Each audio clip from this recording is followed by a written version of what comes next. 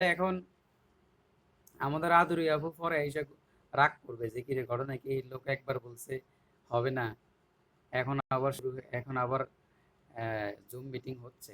তো যাই হোক, যে এবার খোদার পাথর বিটা যেটা বললাম, এটা হলো কোথায় মহাস্থান করে বৈরাগীর বিটা, ওই যে যেখানে আপনার মুনি ঋষিরা আইসা ওরা মানে মুনি ঋষিরা যারা ধরেন জগৎ সংসার সব বাদ দিয়ে ভিক্ষাবৃত্তি করে আর খায় যারা, তো ওরা ওদেরকে সেবা করার জন্য এখানে এই বৈরাগীর ভিটা বানাইছে। এখানে সবাই এসে বসে বসে থাকতো, এই পাল রাজারা এখানে তাদেরকে খাবার দাবার দিত। আর কি বগুড়ার বাসু ভিটা। তো এখন দেখেন, এই যে দেখেন এখানে একটা লেখা আছে নওগাঁর, নওগাঁ ট্রাভেলস। এখানে বলা আছে অত্যাধুনিক হিনো চেয়ার কোচে সবাই মিলে বইসা এখন আমরা ওখান থেকে সবাই নওগাঁ থেকে বের হয়ে পাহাড়পুরে চলে আসি। কোথায়? স্লাইড তো চেঞ্জ হয় নাই। স্লাইড চেঞ্জ হয় নাই? ও আচ্ছা, দেখেন হবে এটা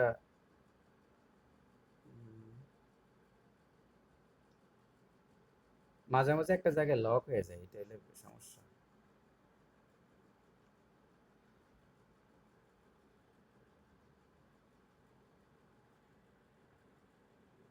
এখন আপনারা দেখতেছেন এই যে ম্যাগাস্টিনিসের ছবি দেখতেছেন, ফাহিয়ানের ছবি দেখতেছেন, ইয়াং ছাং দেখতেছেন। জি ভাই। আচ্ছা আচ্ছা, ঠিক আছে। তাহলে তাহলে এখন এই যে দেখেন, এখন এই যে বগুড়ার বাসু বিহার দেখতেছেন, বগুড়ার বাসু বিহার। জি ভাই। আচ্ছা, ঠিক আছে। তাহলে এই যে এখন দেখেন, এই যে এখন দেখেন আমরা এই নওগাঁর এখানে এই অত্যাধুনিক হিনো চেয়ার কোচে বসে আমরা এখন এই নওগাঁ চলে আসতেছি, বগুড়া থেকে এখন ডাইরেক্ট নওগাঁ। তা এখন এই যে দেখেন, তো আমরা নওগাঁয় প্রথমেই চলে আসলাম পাহাড়পুরে। তো নওগাঁর যে পাহাড়পুর, সেখানে আছে সোমপুর বিহার। এই সোমপুর বিহারের ছবি দেখা যাচ্ছে? জি ভাইয়া। আচ্ছা, ঠিক আছে। তাহলে দেখেন যে পাহাড়পুরের সোমপুর বিহার, এটা বলা হয় ভারতবর্ষের সবচেয়ে বড় একটা বিহার, একক বৃহত্তম বিহার, বৌদ্ধ বিহার হচ্ছে সোমপুর বিহার। অবস্থান নওগাঁ জেলার বদলগাছি থানার পাহাড়পুরের গ্রামে। পাহাড়পুর একটা গ্রামের নাম। এখন এটা কোন নদীর তীরে অবস্থিত বলেন তো? আত্রাই নদীর তীরে, আত্রাই নওগাঁ। তাহলে আত্রাই নদীর তীরে অবস্থিত হচ্ছে পাহাড়পুর বিহার। তাহলে এখন বলেন মহেস্থানগড় কোন নদীর তীরে অবস্থিত? করতোয়া। করতোয়া নদীর তীরে অবস্থিত। Thank you. হ্যাঁ, এই যে এগুলাই পরীক্ষা আসবে। আমি এবার আপনাকে বলি, ধরেন আমরা এখানে অনেক কিছু আলোচনা করব, এর মধ্যে আপনি 90% ভুলে যাবেন, বাকি যে 10% মনে থাকবে ওইটাই বিসিএস পরীক্ষা আসবে। এই যে দেখেন, আমি বললাম যে মহেস্থানগড় কোন নদীর তীরে অবস্থিত, বলে ফেললেন যেটা মানে করতোয়া নদীর তীরে অবস্থিত। এখানে তো অনেকগুলা তথ্য দিচ্ছি, কিন্তু যেটা মনে রাখার কথা সেটা কিন্তু মনে আছে। বিষয়টা হচ্ছে এখানে, আপনি যখন অনেকগুলা তথ্য পড়বেন তখন এই তথ্যের মধ্যে আপনি বাছাই করতে পারবেন যে কোনটা পরীক্ষা আসতে পারে, তখন সেটা আপনার মাথায় কিন্তু মনে থাকবে। তো এখানে আমরা দেখলাম যে নওগাঁর আটতাই নদীর তীরে অবস্থিত হচ্ছে পাহাড়পুর এই সোমপুর বিহার। এই সোমপুর বিহারটা আটতাই নদীর তীরে অবস্থিত নওগাঁ। তো এর নির্মাতা কে? ধর্মপাল। আর যে যুগ নিদর্শন সেটা, এটা হলো পাল যুগের নিদর্শন। তো নির্মাণ কাল কত? অষ্টম শতকে। আর এখানে বিখ্যাত একটা স্থান আছে, সেটা হচ্ছে কি সত্যপীরের ভিটা। এখন দেখেন ভিটা দেখলেই মহেস্থানগড়, কিন্তু টুরুপীরের ভিটা, ভিটা যেটা মানে সত্যপীরেরই, সেই সত্যপীরের ভিটা কিন্তু আবার আপনার এই এই নওগাঁর মধ্যে, ঠিক আছে? তো সত্যপীরের ভিটা হচ্ছে নওগাঁয়। আর কি এটা হলো গজদ্দল বিহার যেটা, এটাও নওগাঁয়। তো এটা বেশি ইম্পর্টেন্ট না, গজদ্দল বিহার কোথায় এটা যদি দেয় তাহলে ধরেন যে এবার গেল সবার মাথা বমি করে ঘুরবে। ঠিক আছে, এগুলো বেশি একটু ডিপ থেকে, এত এত অপ্রাসঙ্গিক দিবে না, তারপর একটু দেখে নিলাম। আচ্ছা, এখন যদি স্লাইড চেঞ্জ না হয় তাহলে আপনারা বলবেন। এবার হচ্ছে পাহাড়পুর বা সোমপুর বিহার। বলা হয় যে প্রাচীন ভারতের স্থাপত্য শিল্পের শ্রেষ্ঠ নিদর্শন এবং উপমহাদেশের সবচেয়ে বড় বিহার হচ্ছে পাহাড়পুর বিহার। আর বাগদাদের, এখন খেয়াল করেন ভালো করে বুঝেন, বাগদাদের খলিফা হারুন আর রশিদের আমলের রৌপ্য মুদ্রা পাওয়া যায় কোথায়? এই পাহাড়পুরে। তাহলে বাগদাদের খলিফা হারুনুর রশিদের আমলের রৌপ্য মুদ্রা পাওয়া যায় পাহাড়পুরে। তাহলে বলেন তো সম্রাট অশোকের শিলালিপি পাওয়া যায় কোথায়? আহ কোথায় যে বললাম? আমরা একটু পড়বো আর আস্তে আস্তে রিক্যাপ করব। মহেস্তানগড় কোথায়? মহেস্তানগড়ে সম্রাট অশোকের শিলালিপি পাওয়া যায় মহেস্তানগড় আর মহেস্তানগড়ে। আর বাগদাদের খলিফা হারুনুর রশিদের আমলের রৌপ্য মুদ্রা পাওয়া যায় পাহাড়পুর বা সোমপুর বিহারে। ঠিক আছে, এইভাবে একটু কানেক্ট করে করে পিছনের পড়ার সাথে কানেক্ট করে করে আমরা আগাবো। এখন পূর্ব ভারতের জরিপ কাজ পরিচালনা করার জন্য 1807 সালে বুকানন হ্যামিল্টন সর্বপ্রথম পাহাড়পুরে প্রত্নস্থলটি পরিদর্শন করেন। এখন আপনাকে যদি বলে পাহাড়পুর সোমপুর বিহার এইটা প্রথম পরিদর্শন করেন কে, সেটা হচ্ছে বুকানন হ্যামিল্টন। তাহলে বুকানন হ্যামিল্টন এটাকে প্রথম পরিদর্শন করে। তাহলে এটাকে আবিষ্কার করে কে সেটা আমরা সামনের দিকে আসব। এখন দেখেন বুকানন হ্যামিল্টন সে পাহাড়পুর বিহার সর্বপ্রথম পরিদর্শন করে। আর এই বিহারটা খনন করে কে? এই যে রাখাল দাস, এই যে রাখাল দাসের ছবি দেখা যায়, সুট বুট পরে বসে আছে, এই রাখাল দাস বন্দ্যোপাধ্যায়।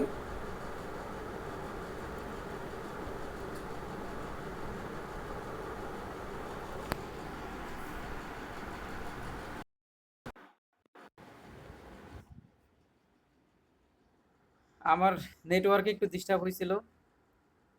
তো রাখাল দাস বন্দ্যোপাধ্যায় উনি হচ্ছে খনন কাজ মানে খোঁড়াখুড়ির কাজটা উনি করছে। তো সেখানে আমরা যাচ্ছি, আবার একটু স্লাইডে যাচ্ছি, স্লাইডটা হয়ে গেছে।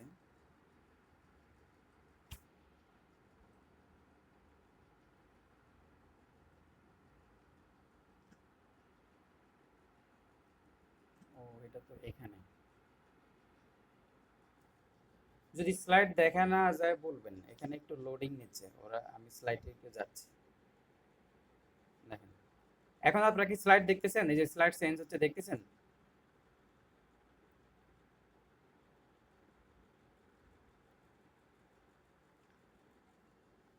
স্লাইড দেখা যাচ্ছে?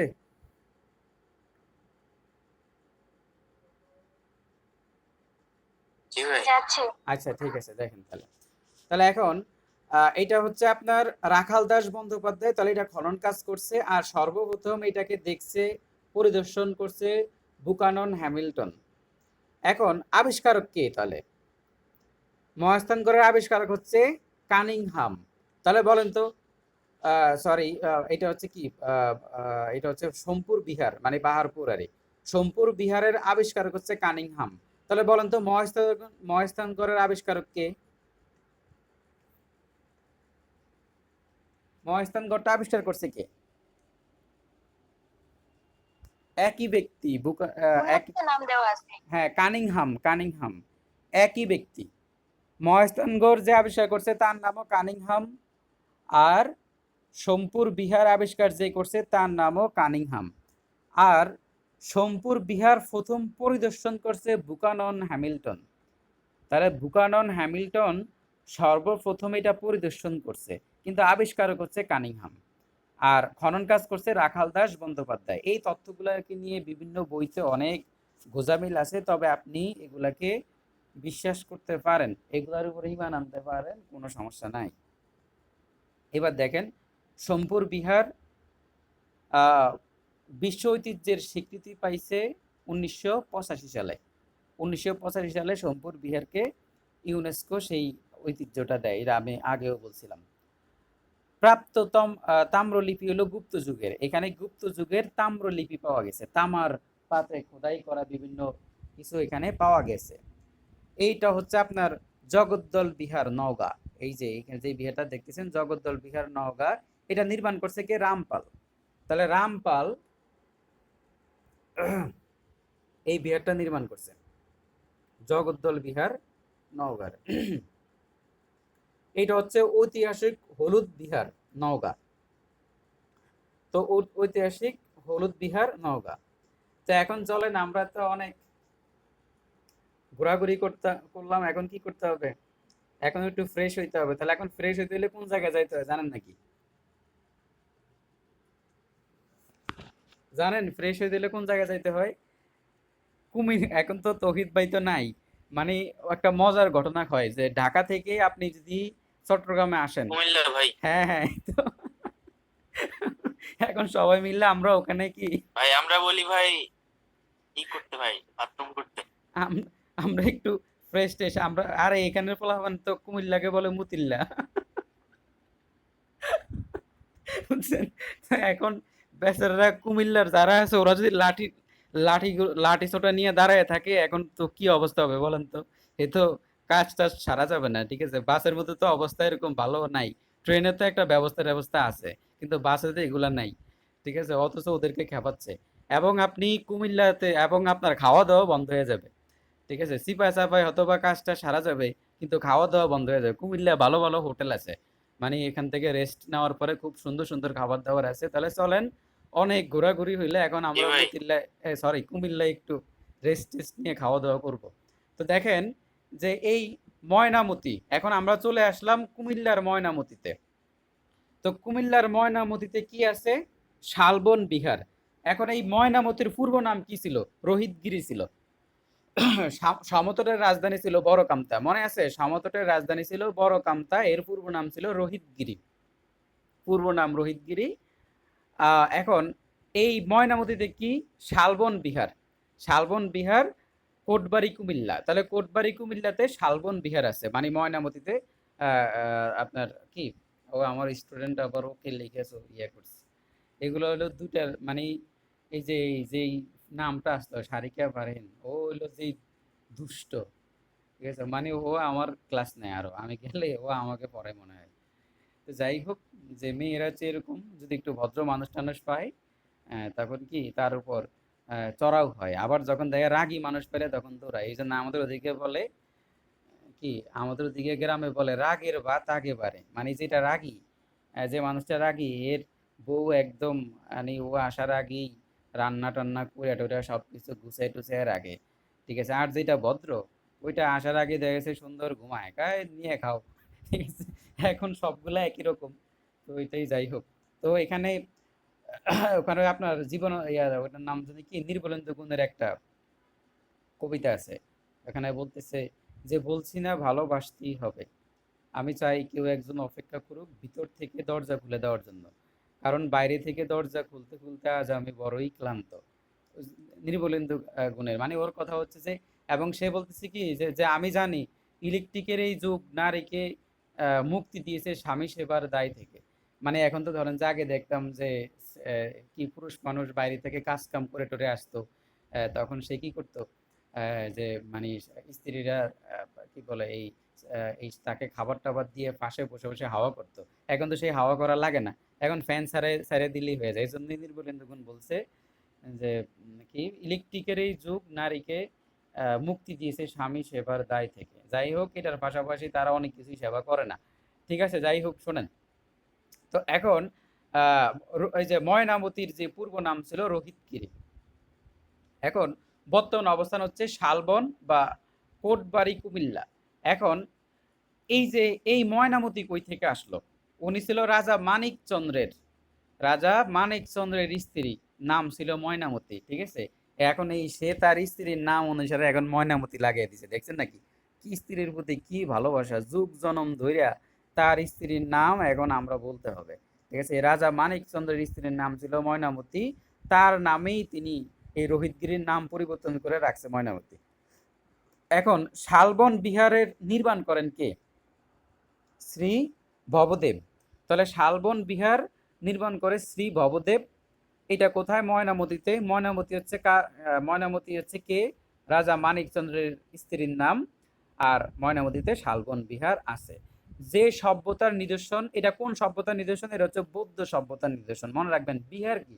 বিহার হচ্ছে বৌদ্ধদের, যেখানে বৌদ্ধদের ভিক্ষুরা থাকে, ওখানে সবাই যায় শিক্ষা টিক্ষা নেয়, মানে একটু পড়াশোনা করে টরে ওখানে, ঠিক আছে? তো এটা হলো বৌদ্ধদের বিহারটাকে বলা হয় বৌদ্ধদের বিহার, মানে বৌদ্ধ শিক্ষা কেন্দ্র। তো এখানে ময়নামতির বিখ্যাত পুরানো কীর্তি কি দেখেন, ওখানে কি করবেন? শুধু খাবেন, তাই না? খাওয়া দাওয়া একটু আনন্দ টানন্দ হবে। এখন দেখেন আনন্দ বিহার, মানে খাইলেই কি আনন্দ বাড়ে না? আমাদের ভাত টাত খেলে ভাল লাগে, গরুর মাংস খেলে ভাল লাগে। এখন দেখেন আনন্দ বিহার, আনন্দ রাজার দিঘি, এগুলা সবগুলা আনন্দ আছে, তাই না? এখানে বাচ্চা খাবেন, আর ভোগে নয় ত্যাগই প্রকৃত সুখ, তাই না? ওখানে ত্যাগও করে আবার ভালো লাগবে, এরপরে আবার কি খাওয়া দাওয়া হবে, তাহলে ওখানে একটা আনন্দের বিষয় আছে। আবার ওই যে ভোজ, হ্যাঁ, এই যে ভোজন বিলাস, ওখানে আবার খাওয়া দাওয়া হবে, আনন্দ আনন্দ হবে আনন্দ বিহারে। তার হচ্ছে আনন্দ রাজার দিঘিতে আমরা গোসল টোসল করবো। তা ভোজ বিহার, আনন্দ বিহার, আনন্দ মনে রাখবেন। এরপরে ধরেন এখানে কি আপনারা মোটামুটি ফালার টালার আছে, রূপচর্চাও করতে পারবেন। তারপরে কৌটিল্য আর হইলো ইটা খোলাই, দুটো একটু এমনি মনে রাখবেন, আর বাকিগুলো আশা করি মনে থাকবে। এইভাবে একটু মনে টনে রাখবেন, আর যেমনে যারে আইনা টাইনা টুইনা যেমনে মনে রাখা যায়। এই দেখেন আনন্দ বিহার, এই আনন্দ বিহারে কুমিল্লা আমরা খাবার দাবার খাবো আর আনন্দ করব। এবার হচ্ছে রূপবান মুরা, হ্যাঁ, যত মুরা সব, এই যে দেখেন যত মুরা সব হইলো কুমিল্লা, কৌটিল্য মুরা, রূপবান মুরা, ইটাকলার মুরা, এই সবগুলো হচ্ছে কুমিল্লা। আর যত বিটা যা দেখবেন বিটা হইলো সবগুলা মহেস্থানগড়। তবে একটা আছে সত্যপীরের বিটা, ওইটা আবার সোমপুর বিহারে। ঠিক আছে, একটু মনে রাখতে হবে। আনন্দ বিহার, আনন্দ আর হইলো ভোজন, আনন্দ ভোজন আর মুরা, এই সবগুলা হইলো কুমিল্লায়। তো রূপবান মুরা। এবার আসেন, হ্যাঁ, এবার আমরা কি করব, চলেন একসাথে আমরা উত্তরবঙ্গ বাদ দিয়ে এখন আমরা একটু নরসিংদীতে চলে আসি। একদিনে একদম, একদিনে 5টা জায়গা ঘুরবো আর ঠিক আছে। তা একদিনে 5টি জায়গা ঘুরবো, নরসিংদীতে চলে আসলাম আমরা। তো এখন এই যে নরসিংদীতে আমাদের লেটেস্ট যেই পুরাতন যে ইয়াটা আমরা পাইলাম, পুরানা কীর্তি আমরা যেটা পাইলাম সেটা হচ্ছে ওয়ারি বটেশ্বর। এটা হচ্ছে মাটির নিচে প্রাচীন নগর। এই মাটির নিচের প্রাচীন নগর যেটা, এই ওয়ারি বটেশ্বর, এটা পাইছে কোথায়? নরসিংদীতে। ঠিক আছে, এটা বেশি দিন হয় না, এটা পাইছে। অবস্থান নরসিংদী জেলার নরসিংদীর বেলাব উপজেলার ওয়ারি ও বটেশ্বর গ্রামে পুরাতন যে ব্রহ্মপুত্র নদ ছিল বা কয়রা নদীর তীরে, তাহলে আমরা খুবই গুরুত্বপূর্ণ এটা, ব্রহ্মপুত্র নদ বা কয়রা নদীর তীরে ওয়ারি বটেশ্বর পাওয়া গেছে। তাহলে বলেন আত্রাই নদীর তীরে কাকে পাওয়া গেছে? বলেন বলেন, রিক্যাপ করতেছি এখন।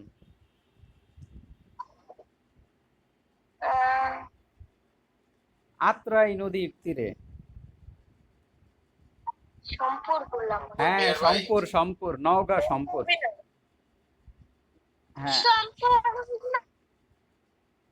সম্পুর বিহার, আত্রাই নদীর তীরে। আর করতোয়া নদীর তীরে কি পাওয়া গেছে?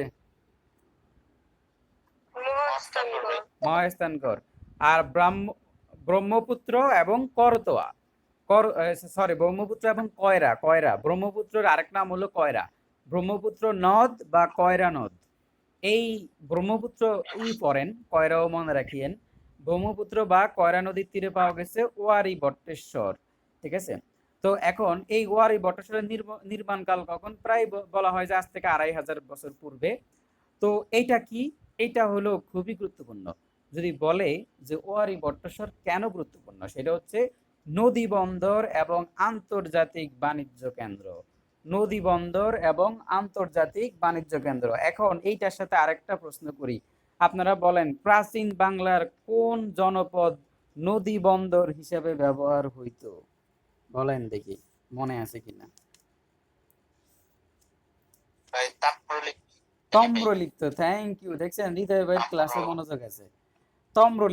তম্রলিপ্ত হচ্ছে নৌ বাণিজ্য কেন্দ্র। প্রাচীন বাংলার একটা জনপদ তম্রলিপ্ত, সেটা নৌ বাণিজ্য কেন্দ্র। আর আমরা আরেকটা পাইলাম ওয়ারি বটেশ্বর, সেটাও নদী বন্দর ও আন্তর্জাতিক বাণিজ্য কেন্দ্র।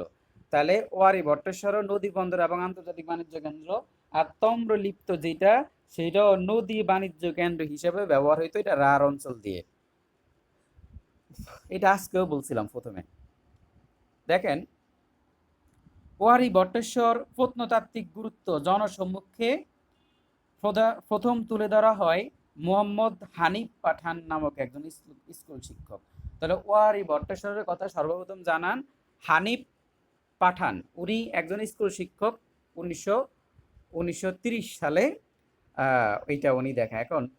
এখন এই হানিফ পাঠানের নাম একটু দেখেন। হানিফ পাঠান কি? ওই যে দেখেন, ওই যে ছবিতে দেখা যাচ্ছে একজন, সামনের জন না, ওই যে ছবিতে হুজুর একজন দেখা যাচ্ছে টুপি দাড়ি নিয়া, এই হুজুর হচ্ছে আপনার হানিফ পাঠান।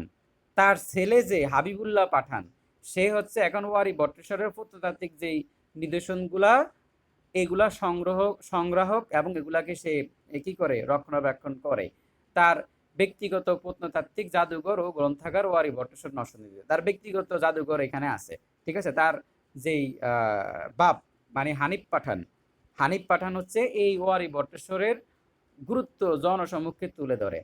পিছনে তার বাবার নামটা দেখা যাচ্ছে। তো এখানে এই প্রত্নতাত্ত্বিক ধ্বংসাবশেষ খুঁজে বের করার পথপ্রদর্শক হচ্ছে হানিফ পাঠান।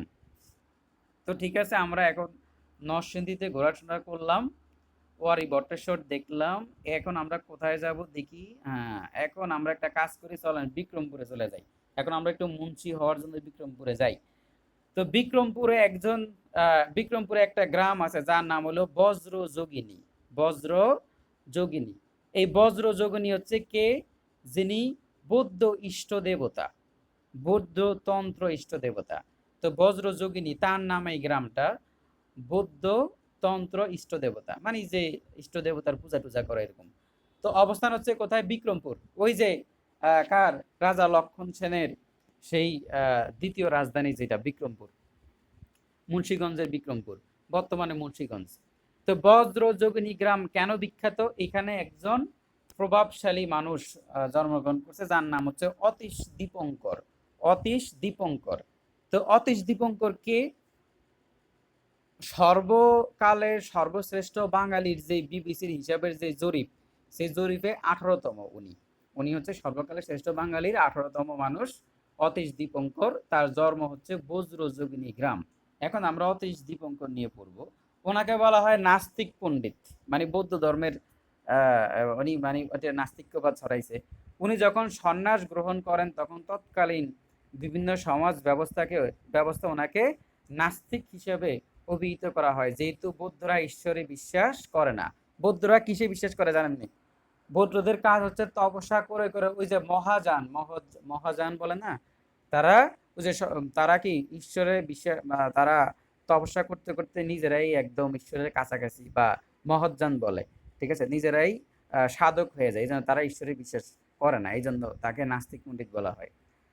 তো বিহারে নন্দলাল দেখেন, বিহারে নালন্দা বিশ্ববিদ্যালয় মানে বৌদ্ধ বিহার।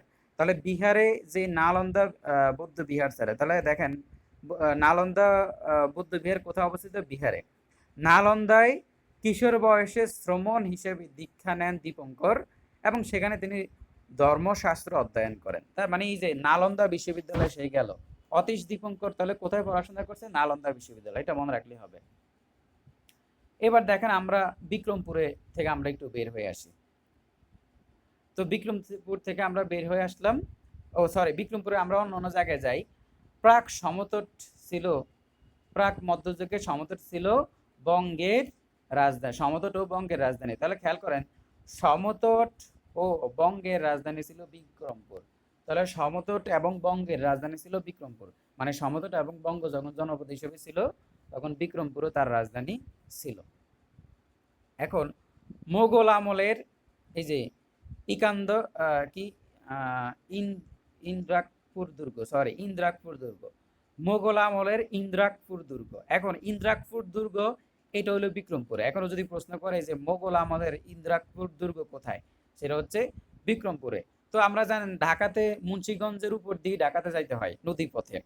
তো এখন পর্তুগিজ যে জলদস্যুরা, এই যে দেখেন মুঘল রাজধানীর শহর ঢাকা অভিমুখে জলপথে মগ ও পর্তুগিজ জলদস্যুদেরকে অগ্রগতি প্রতিহত করার লক্ষ্যে এই দুর্গটা নির্মাণ করেন কে?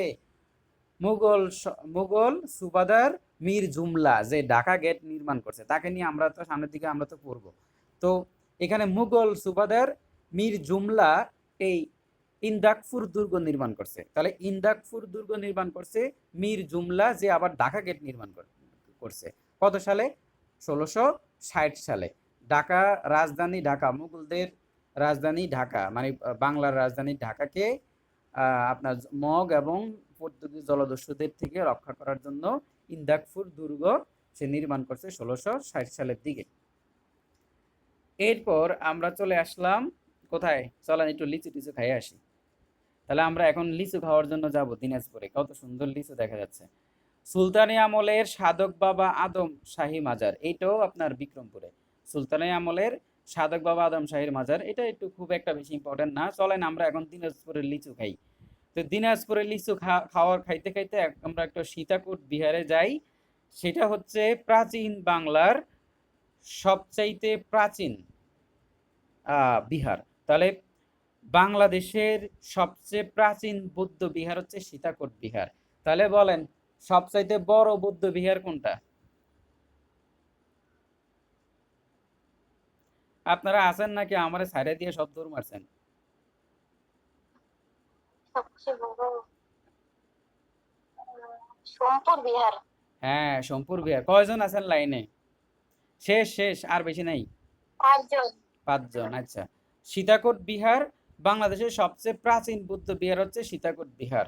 তো সীতাকোট বিহার হচ্ছে বাংলাদেশের দিনাজপুর জেলার নবাবগঞ্জ উপজেলার অবস্থিত একটি বৌদ্ধ বিহার।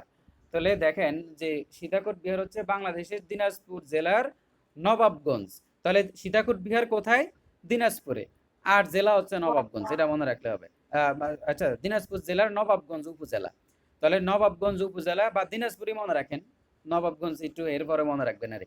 তাহলে আমরা দেখলাম আমাদের ভারতের সবচেয়ে বড় বৌদ্ধ বিহার, যেটা বাংলার বৌদ্ধ বিহার বা ভারতবর্ষের বড় বৌদ্ধ বিহার হচ্ছে সোমপুর বিহার, পাহাড়পুরে, এটা নওগাঁয়। আর সীতাকোট বিহার এটা হচ্ছে প্রাচীনতম বিহার সবচাইতে, এটা দিনাজপুরের নবাবগঞ্জ উপজেলায় অবস্থিত।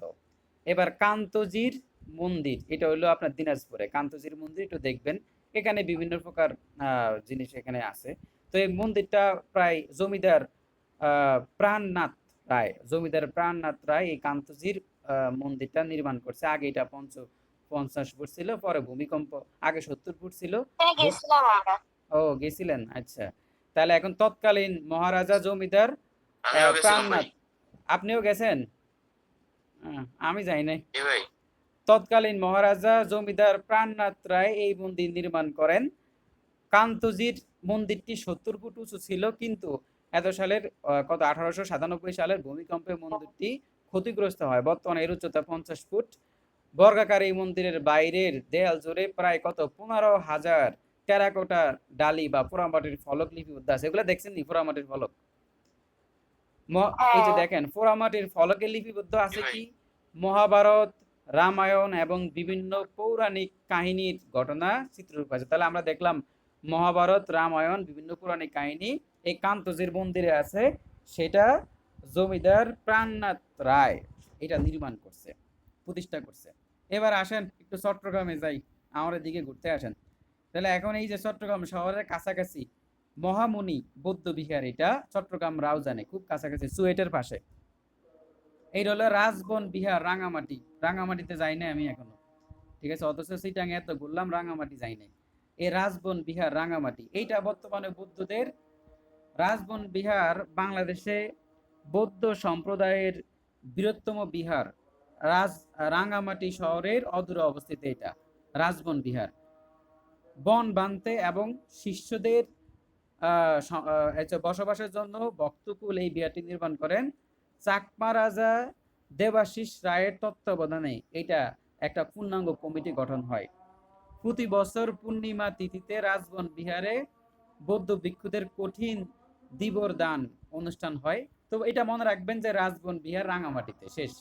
আর এইটা রক্ষণাবেক্ষণ করতেছে চাকমা রাজা দেবাশিস রায়। রাজবন বিহার বাংলাদেশের অন্যতম বৌদ্ধ তীর্থস্থান, এটা খুবই গুরুত্বপূর্ণ যে অন্যতম, বর্তমানে এখনো বৌদ্ধ তীর্থস্থান। তাহলে দেখি আমরা একসাথে বিহারগুলা কোথায় কোথায় আছে। পণ্ডিত বিহার, মহামুনি বিহার। হ্যাঁ, এই যে পণ্ডিত বিহার, একটা গুরুত্বপূর্ণ কথা, এই পণ্ডিত বিহারে ওই যে দীপঙ্কর যে আছে, আশুতোষ, ওনার নামটা কি ভুলে গেছেন নাকি? হ্যাঁ, অতীশ দীপঙ্কর। এই যে অতীশ দীপঙ্কর, সে কিন্তু এই পণ্ডিত বিহারের শিক্ষক ছিল, অধ্যাপনা করছিল। আর হচ্ছে মহামুনি বিহার, তাহলে পণ্ডিত বিহার, মহামুনি বিহার চট্টগ্রামে।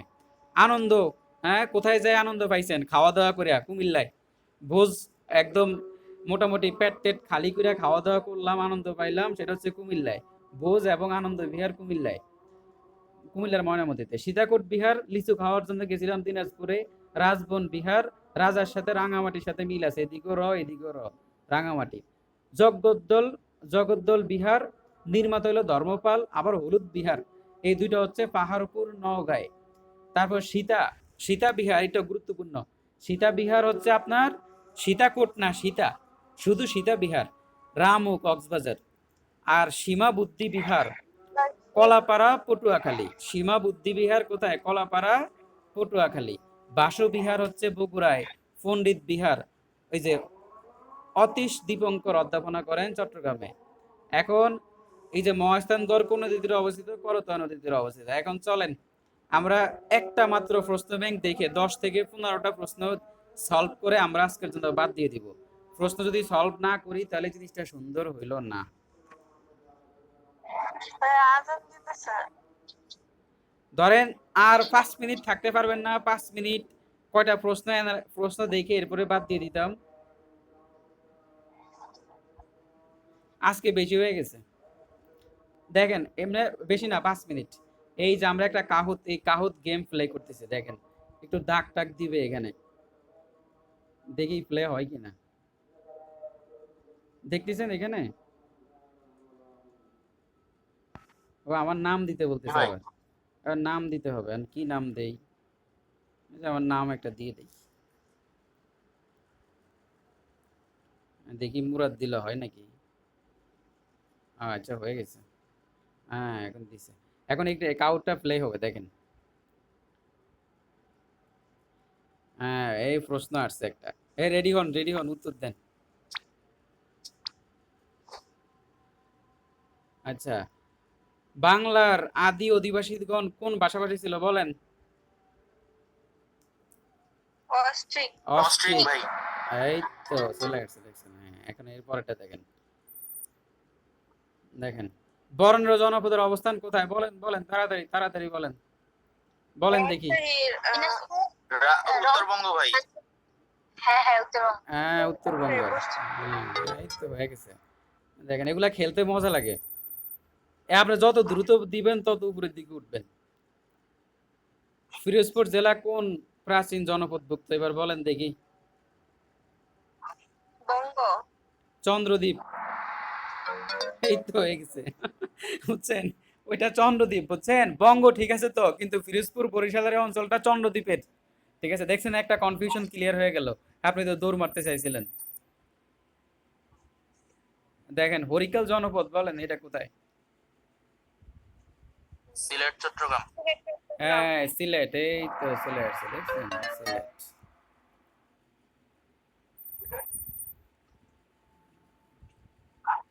বাংলার সর্বপ্রাচীন জনপদের নাম কি?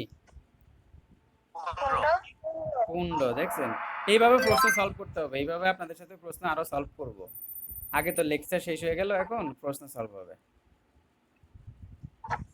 দেখেন প্রাচীন বাংলার নিম্নের কোন অঞ্চল বাংলাদেশের পূর্বাংশে অবস্থিত? বলেন তো এবার, এটা আমি বলবো না, বলেন আপনারা। বরেন্দ্র। বরেন্দ্রই তো। সর্বপূর্বে, পূর্বে ম্যাপের খেয়াল করেন, পূর্ব। ম্যাপের উপরে। ভাই। আমি বলি, নিচে। আমি বলি ম্যাপের উপরে যেটা, ম্যাপের উপরে যেটা চাপাই নবাবগঞ্জ, না সরি, মানে উত্তর অঞ্চল, মানে আমাদের এই কি বলে, আমাদের তুহাবুদের এলাকা, সেটা হলো বরেন্দ্র উত্তর অঞ্চল। এবার আসেন সমতট, লিজেন্ডারি এলাকা কুমিল্লা নোয়াখালী, এটা মাঝখানে। আর হরিকেল, হরিকেল হলো চট্টগ্রাম। মনে রাখবেন চট্টগ্রাম অঞ্চলটা হলো পূর্ব, আপনার হাতের ডান সাইডে, আপনার ডান সাইডে হলো পূর্ব। ঠিক আছে, তাহলে ম্যাপের ডান সাইডে হলো পূর্ব, এই হরিকেল হচ্ছে সেটা। ঠিক আছে, রার হচ্ছে পশ্চিমে। রার কোথায়? পশ্চিমে। বরেন্দ্র হচ্ছে উত্তরে, রার হচ্ছে পশ্চিমে, হরিকেল হচ্ছে পূর্বে। ঠিক আছে, আর দক্ষিণে কি? বরিশাল, মানে আমাদের বাড়ি ভোলা। হ্যাঁ দেখেন এরপরে ওয়ারি বটেশ্বর কি? প্রাচীন মন্দির, প্রাচীন বৃক্ষ, প্রাচীন গ্রন্থ, প্রাচীন জনপদ, কি হবে? প্রাচীন জনপদ প্রাচীন ভাই। জনপদ। এই দেখেন, এই তো হয়ে গেছে। দেখছেন আমরা এগুলো পারতেছি, একসাথে পড়লে এখন এগুলো মনে থাকবে। আচ্ছা দেখ আর কয়েকটা প্রশ্ন সলভ করি। বরেন্দ্র বলতে বোঝায় কোনটি? হ্যাঁ এইটা বলেন তো, এই কিছুক্ষণ আগে উত্তরবঙ্গ। বলছে উত্তরবঙ্গ। উত্তরবঙ্গ দেখছেন? ভাই। এই তো উত্তরবঙ্গ। দেখেন এগুলা খেলতে মজা আছে, আপনি যদি পারেন উত্তরগুলা, খেলতে মজা আছে। রাজতরঙ্গীর ইতিহাস গ্রন্থে কি? হাই হাই হাই, এইটা কি কলহন হবে ভাইয়া। কল? হ্যাঁ, হ্যাঁ হয়েছে তাহলে। এটা আমাদের বইয়ে আছে। রাজ তরঙ্গিনীর ইতিহাস গ্রন্থের রচয়িতা কে? কলহন। হ্যাঁ ঠিক আছে। ভাই আমি 124-এ 64-তে চলে আসছে। এরপর দেখেন, বাংলাদেশের মাটি করে প্রাচীন জনপদ আবিষ্কার হয়েছে কোথায়? কোথায় বলেন তো? ওয়ারি,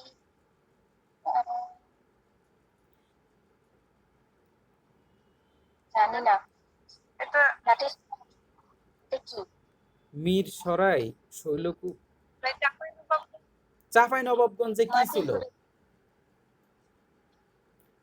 চাঁপাই নবাবগঞ্জ তো গৌরব, তাই না? নাটেশ্বর তো কোনো এলাকাই নেই।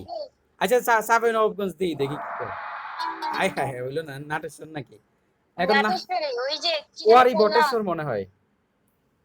হ্যাঁ হ্যাঁ ওইটাই। এখন ওয়ারি বটেশ্বরকে কি নাটেশ্বর বলে? আমি তো দেখি না এটা। আচ্ছা যাই হোক, এইটা পিছনে পড়ে গেছে দেখছেন না? এটা আমি নাটেশ্বর দিতে চাইছিলাম, পর আবার চাঁপাই নবাবগঞ্জ দিলাম। আমি ওটাই লিখলাম। আচ্ছা, হরিকেল জনপদ এর সময়কাল কত বলেন তো? এইটা হরিকেল সপ্তম অষ্টম। সপ্তম অষ্টম। সপ্তম দেন। থ্যাংক ইউ, ওনার মনে আছে, কালকে বলছিলাম সপ্তম অষ্টম। এখন তাহলে এখানে কি দেখবো? সপ্তম দেব, অষ্টম তো নাই। Thank you. বাকেরগঞ্জ বলতে কি বুঝায় বলেন? এটা কি? হ্যাঁ, জানি না। বরিশাল। কয়জন আছে আপনারা? কি বাকিরা পালাই গেল নাকি? হাই হাই, এই যে বাকেরগঞ্জ নাকি বগুড়া? তো এটা কি হইলো? নিজের জেলা তো দিয়ে দিই।